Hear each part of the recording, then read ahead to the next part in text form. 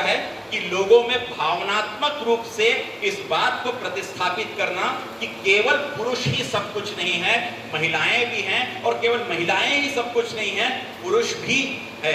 इसलिए एक बच्चे के लिए जितना महत्वपूर्ण माता होती है उतना ही महत्वपूर्ण पिता भी होता है, क्योंकि पिता की भूमिका आपको दिखाई नहीं देती। पिता जो है वो संबल है, पिता जो है आत्मविश्वास है, पिता जो है वो पीछे खड़े होके आपको एक बल देता है, और माँ जो है वो पूरी की पूरी आपके साथ करुणा की मूर्ति है। तो केवल करुणा में काम नहीं होता, केवल इमोशन में काम नहीं होता, इंटेलिजेंस भी चाहिए, और पिता इंटेलिजेंस का काम करता है। इसलिए जब किसी बच्चे से आप पूछिए कि मम्मी और पापा में कौन सबसे अच्छा है, तो जो बच्चा सही होगा वो कहेगा मम्मी और पापा दोनों अच्छे हैं। नहीं, दोनों में कौन अच्छा है? वो बोला दोनों में बता नहीं सकता कौन अच्छा है, कभी ये अच्छी रहती हैं तो कभी वो अच्छे हो जाते हैं, किसी बात पे ये अच्छी रहती हैं, किसी बात पे वो अच्छे रहते हैं, इसलिए दोनों को मैं अलग नहीं कर सकता। और मैं पूछा अब ये बताओ कि दोनों में और अच्छा कौन है, तो बोला कि दोनों में अच्छे मैं बता इसलिए नहीं सकता कि आप मुझे ये बताइए आपको बाईं आंख अच्छी लगती है या, तो मेरे पास उत्तर नहीं।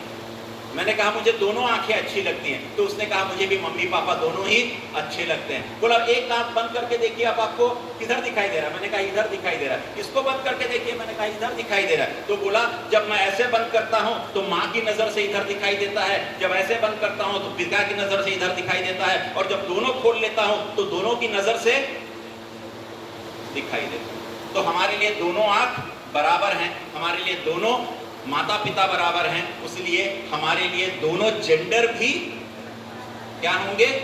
बराबर होंगे। और वही एक इमोशनल बिहेवियर हमें लोगों के मन में, मन मस्तिष्क में, और इतने सालों से जो घर कर गई हमारे अंदर में भावनाएं हैं, उनको परिवर्तन करने की आवश्यकता है। और इसलिए विमेन का जो है वो 3 रोल होता है, एक पेड होता है, एक अनपेड होता है। पहला है productive role, farming and producing.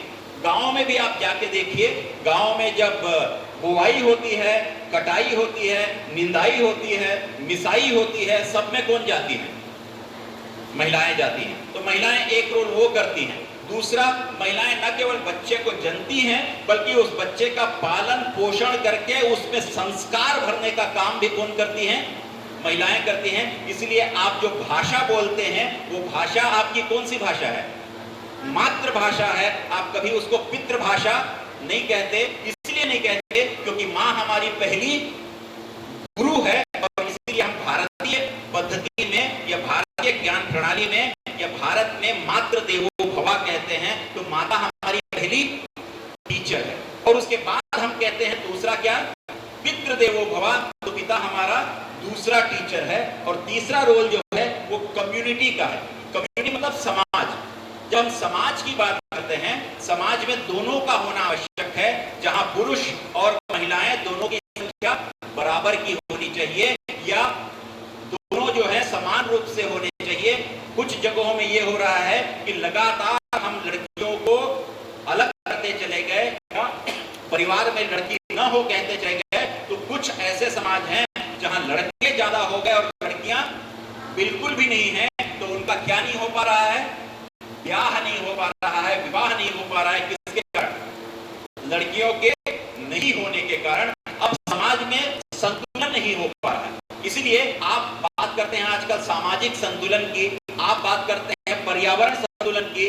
पर्यावरण को आपकी जरूरत नहीं है, लेकिन आपको पर्यावरण की जरूरत। आप पूरे के पूरे पर्यावरण में असंतुलन पैदा करते हैं। पर्यावरण कभी असंतुलित होती ही नहीं है। पर्यावरण को संतुलन करने की आवश्यकता होती है ना, तो वो सीधा सीधा एक काम करती है, आपके ऊपर कोई ना कोई विपदा डाल देती है, और उसमें इतने लोग निपट जाते हैं, और पर्यावरण क्या हो जाता है? संतुलित हो जाता है। चाहे वो 2020 में क्या आया था? कोरोना आया था, इतने लोगों को एक साथ लेके चला गया, पर्यावरण का कल संतुलन नहीं हुआ। पर्यावरण का जब बोझ बढ़ा तो भगवान शिव ने अपना तीसरा नेत्र जो है वो कोरोना के रूप में खोला, और इतने लोग ऊपर चले गए। और वही हुआ, एक बादल फट गया। वो बादल फटा कहां पर? जहां शंकराचार्य ने अपने मठ की स्थापना की थी। कहां? कहां? उत्तर भारत में। बताइए कौन सी जगह? कौन सी जगह? आप में से कोई?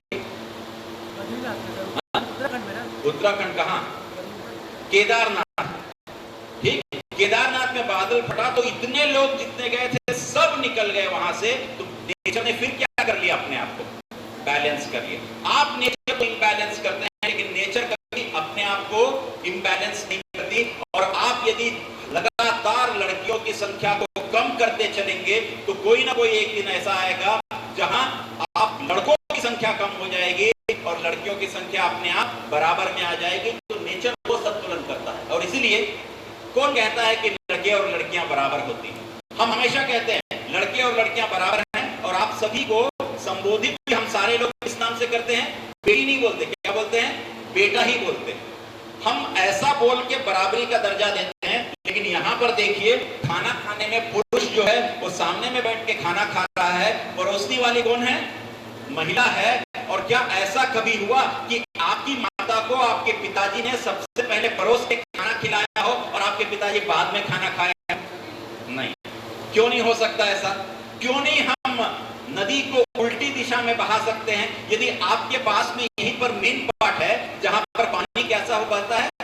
उल्टा बहता है। तो गंगा यहां भी तो उल्टा बह सकती है। तो क्यों नहीं हम अपने घरों से ही इसका शुरुआत करते हैं? हम बात बहुत करते हैं जेंडर डिस्पैरिटी की, बात करते हैं जेंडर सेंसिटाइजेशन की, बात करते हैं इक्वालिटी की। तो क्यों नहीं अपने घरों से प्रारंभ करते हैं? सबसे पहले वो सारे के सारे लड़कियों को, हाँ, हम नवरात्रि जब होती है 2 नवरात्रि, उसमें 9 लोगों को खोजते हैं। कौन 9 लोग? 9 कन्या। और मैं पूछता हूं क्या कराना है? तो बोले कन्या खिलाना है। मैं बोला कन्या किसको खिलाओगे? नहीं, कन्या किसी को नहीं खिलाएंगे, वो कन्याओं को खिलाना है। तो वहां पर हमें 9 कन्याओं की आवश्यकता होती, और वो कन्या ही ना हो तो कहां आए?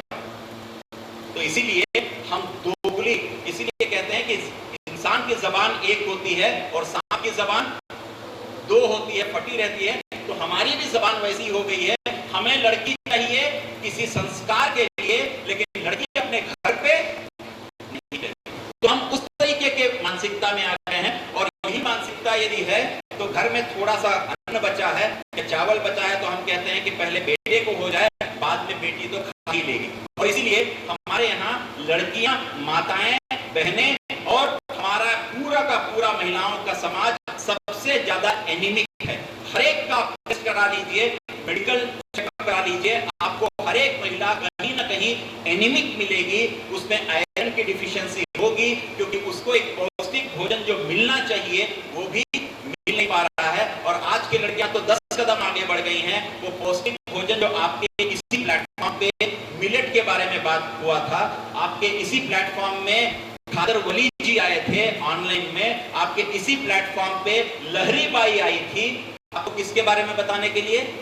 मिलेट के बारे में बताने के लिए। हमने एक कान से सुना, ताली बजाई, लहरी बाई के साथ लहराते हुए फोटो खिंचवाए, और दूसरे कान से मिलेट गायब। आज भी हम वही बर्गर खाते हैं और उस बर्गर को खोलने के मुंह इतना खुलता है और बर्गर उससे 2 गुना ऊपर रहता है, और इतना सा बर्गर हमारे मुंह में जाता है। आज भी हम पिज्जा खाने में बहुत आनंद कहते हैं, और वो जो गुपचुप होता है उसमें जब वो हाथ डाल के उसको बढ़िया से निकाल के देता है, तब उसमें जो स्वाद बनता है वो भात दाल में बनता ही नहीं। और माँ यदि रोटी और सब्जी दे दे तो भी नहीं बनता।